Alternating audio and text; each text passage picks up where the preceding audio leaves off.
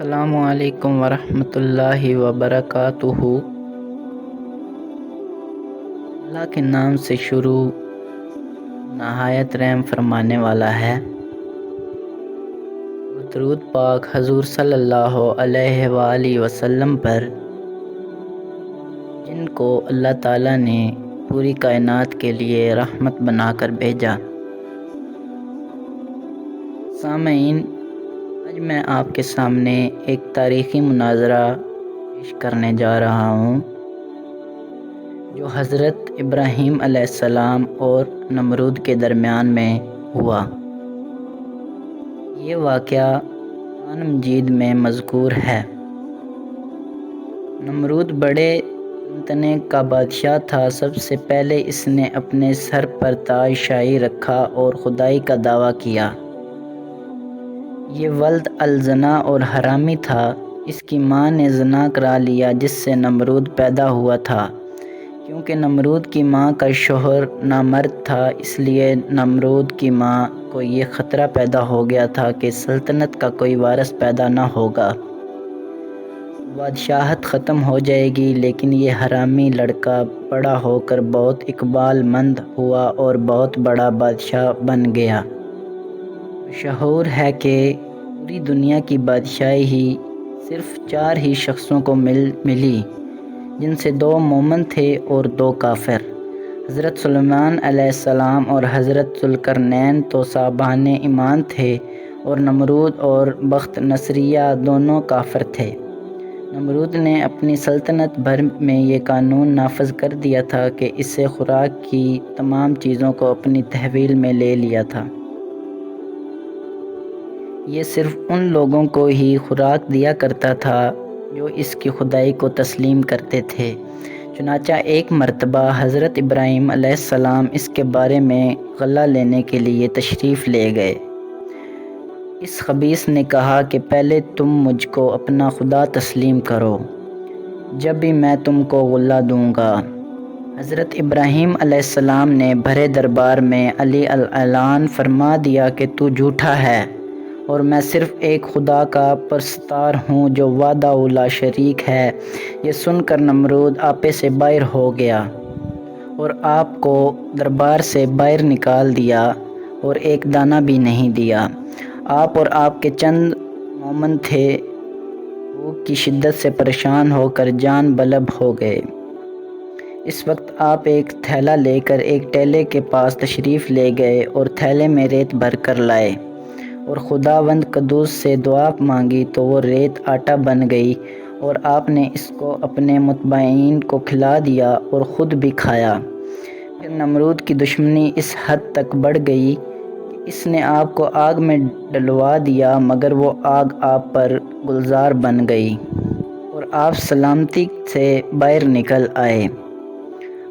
اور علی اعلان نمرود کو جھوٹا کہہ کر خدائے وحدہ لا شریک کی توحید کا چرچا کرنے لگے۔ نمرود نے آپ کے کلمہ حق سے تنگ آ کر ایک دن آپ کو اپنے دربار میں بلایا اور حسب ذیل مکالمہ بصورت مناظرہ شروع کر دیا۔ نمرود: اے ابراہیم، بتاؤ تمہارا رب کون ہے جس کی عبادت کی تم لوگوں کی دعوت دیتے ہو؟ حضرت ابراہیم علیہ السلام: اے نمرود، میرا رب وہی ہے جو لوگوں کو جلاتا ہے اور مارتا ہے۔ نمرود: یہ تو میں بھی کر سکتا ہوں۔ چنانچہ اس نے 2 قیدیوں کو جیل خانہ سے دربار میں بلوایا۔ ایک کو موت کی سزا ہو چکی تھی اور دوسرا رہا ہو چکا تھا۔ نمرود نے پھانسی والے کو چھوڑ دیا اور بے قصور کو پھانسی دے دی اور بولا کہ دیکھ لو، جو مردہ تھا میں نے اس کو جلا دیا، جو زندہ تھا میں نے اس کو مردہ کر دیا۔ حضرت ابراہیم علیہ السلام نے سمجھ لیا کہ نمرود بالکل ہی احمق اور نہایت گھامڑ آدمی ہے، جو جلانے اور مارنے کا یہ مطلب سمجھ بیٹھا۔ اس لیے آپ نے اس کے سامنے ایک دوسری بہت ہی واضح اور روشن دلیل پیش فرمائی۔ چنانچہ آپ نے ارشاد فرمایا کہ حضرت ابراہیم علیہ السلام: اے نمرود، میرا رب وہی ہے جو سورج کو پورب سے نکالتا ہے۔ اگر تو خدا ہے تو ایک دن سورج کو پچھم سے نکال دے۔ حضرت ابراہیم علیہ السلام کی یہ دلیل سن کر نمرود مبہوت حیران رہ گیا اور کچھ بھی نہ بول سکا۔ اس طرح یہ مناظرہ ختم ہو گیا اور حضرت ابراہیم علیہ السلام اس مناظرہ میں فتح مند ہو کر دربار سے باہر تشریف لائے اور توحید الہی کا واضح اعلان فرمانا شروع کر دیا۔ قرآن مجید نے اس مناظرہ کی رادان لفظوں میں بیان فرمائی۔ ترجمہ: اے محبوب، کیا آپ نے نہ دیکھا اس شخص کو جس نے ابراہیم علیہ السلام سے ان کے رب کے بارے میں اس گھمنڈ پر جھگڑا کیا کہ اللہ نے اس کو بادشاہی دی، جبکہ ابراہیم علیہ السلام نے کہا کہ میرا رب وہی ہے جو جلاتا اور مارتا ہے۔ وہ بولا کہ میں جلاتا اور مارتا ہوں۔ ابراہیم علیہ السلام نے فرمایا کہ اللہ سورج کو پورب سے جلاتا ہے تو اس کا پچھم سے لے کر ہوش اڑ گئے کافر کے اور اللہ ظالموں کو راہ نہیں دکھاتا۔